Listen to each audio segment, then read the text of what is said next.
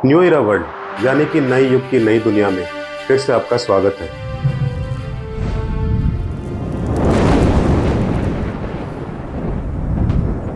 तो चुनावी सरगर्मियां तेज़ हो गई हैं। आप देख ही रहे हैं, बहुत सारे गाने चल रहे हैं बाहर सड़क पे। मेरा रंग दे बसंती चोला। हालांकि इनमें से कौन भगत सिंह है कौन नहीं ये तो आप जाने अच्छे से। वैसे पॉलिटिक्स की अगर बात करें, ख़ास तौर पे हरियाणा और करनाल के आसपास के एरिया की हम बात करेंगे आपसे, तो भाजपा की जो पकड़ है यहाँ पर ढीली हो गई है।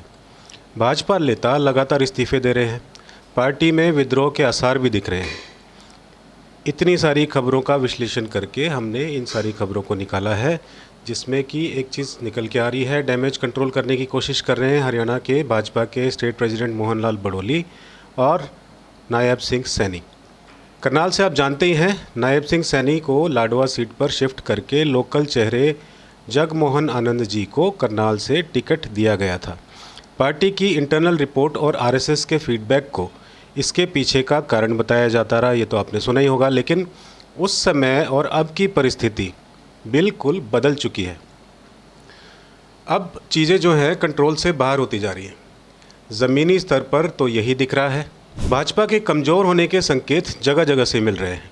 मनोहर लाल खट्टर केंद्रीय मंत्री बन चुके हैं और अब दिल्ली में उनकी व्यस्तता जो है अधिक लगती है, और इसी वजह से वो करनाल को ज़्यादा समय नहीं दे पा रहे या नहीं दिया जा रहा उनके द्वारा, ऐसा आप देख ही रहे हैं। किंतु भाजपा के कई लोग अभी भी संतुष्ट नहीं बताए जा रहे हैं, और साथ ही साथ वो कहने लगे हैं जगमोहन जी के लिए पार्टी ने कुछ गरीब और करीब के नेताओं को दूर किया है, ऐसा उनको नहीं करना चाहिए था। दिखने लगे हैं बीजेपी में विद्रोही नेताओं के विद्रोह का स्वर जो है कम या ख़त्म करने में भाजपा कमज़ोर दिख रही है। यहाँ टिकट कटने से नाराज़ नेताओं को मनाने के लिए पार्टी का कोई सीनियर लीडर नहीं पहुँचा, ये भी एक शिकायत है जो उठ के सामने आ रही है। बहुत सारे रिव्यूज़ हमने किए हैं, एक एक करके आपको बताते हैं। पूर्व मेयर रेणु बाला गुप्ता इस बार पार्टी टिकट की दावेदार थी, आपने सुना ही होगा। नायब सिंह सैनी उनको मनाने उनके घर भी गए थे, लेकिन जगमोहन आनंद को प्रत्याशी बना दिया गया। मनोहर लाल खट्टर ने उनके घर जाने के बाद उनसे बातचीत की थी। शनिवार को प्रधानमंत्री जी की पब्लिक मीटिंग में वो शामिल भी हुई थी। ये पॉलिटिकल मजबूरी थी या सब चंगा चंगा है, इसका अनुमान आप लगाइए। हम आगे बढ़ते हैं। करनाल की बाकी सीटों पर भी बीजेपी में घमासान देखने को मिला है।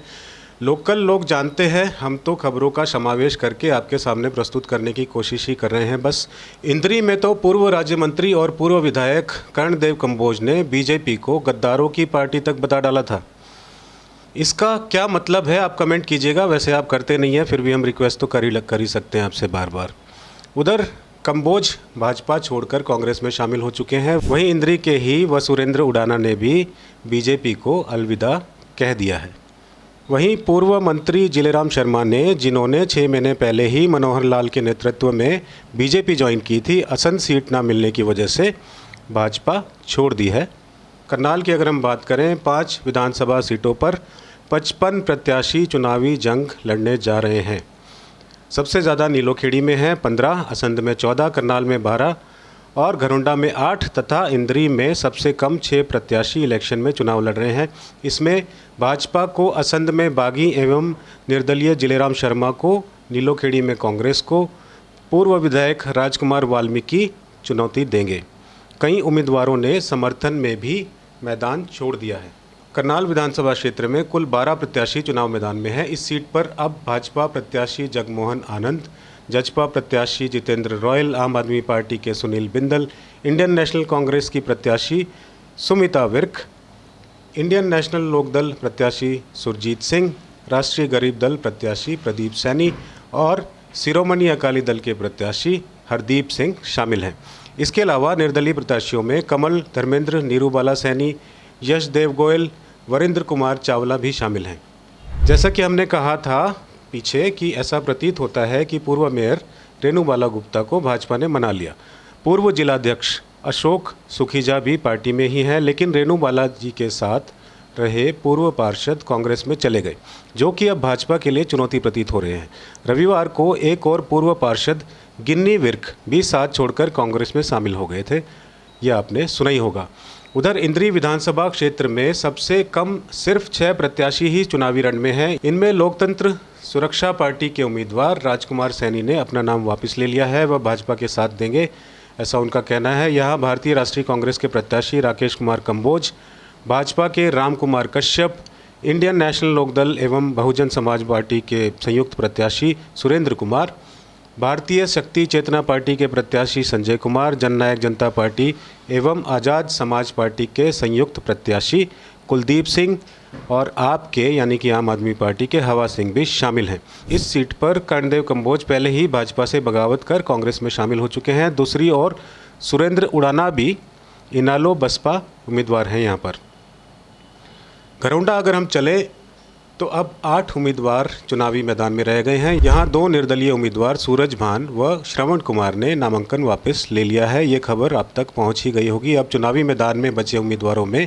इंडियन नेशनल कांग्रेस के प्रत्याशी जो कि सबसे स्ट्रांग बताए जाते हैं, जिनका जीतना काफ़ी लोगों के मुंह से हमने सुना कि लगभग तय ही है, वीरेंद्र सिंह राठौर जी। उधर भाजपा के प्रत्याशी हरविंदर कल्याण जी हैं। इनेलो के प्रत्याशी कर्ण सिंह उर्फ मुन्नू कश्यप, आम आदमी पार्टी के जयपाल शर्मा, जजपा के राजपाल, जनसेवक क्रांति के प्रत्याशी विक्की, निर्दलीय प्रत्याशी भूपेंद्र सिंह और निर्दलीय प्रत्याशी प्रदीप कश्यप उपली, ये सब शामिल हैं। उधर नाम वापसी के बाद असंध विधानसभा क्षेत्र में अब 14 प्रत्याशी चुनाव मैदान में हैं। यहाँ 3 निर्दलीय उम्मीदवारों सहित जजपा उम्मीदवार माया सिंह ने रिसेंटली नाम वापस ले लिया था। मायाराम का कहना है कि उन्होंने अपनी बिरादरी की बैठक के बाद नाम वापस लिया है। शेष उम्मीदवारों में भारतीय जनता पार्टी के योगेंद्र सिंह राणा, भारतीय राष्ट्रीय कांग्रेस के शमशेर सिंह गोगी, इंडियन नेशनल लोकदल एवं बहुजन समाज पार्टी के संयुक्त प्रत्याशी गोपाल राणा, एनसीपी के वीरेंद्र वर्मा, आम आदमी पार्टी के अमनदीप सिंह, बुलंद भारत पार्टी के प्रेमचंद, शिरोमणि अकाली दल के हरजीत सिंह, निर्दलीय प्रत्याशी जिलेराम शर्मा, रामफल, रेखा, बलजीत, सोनिया, प्रदीप, जयपाल, ये सब शामिल हैं।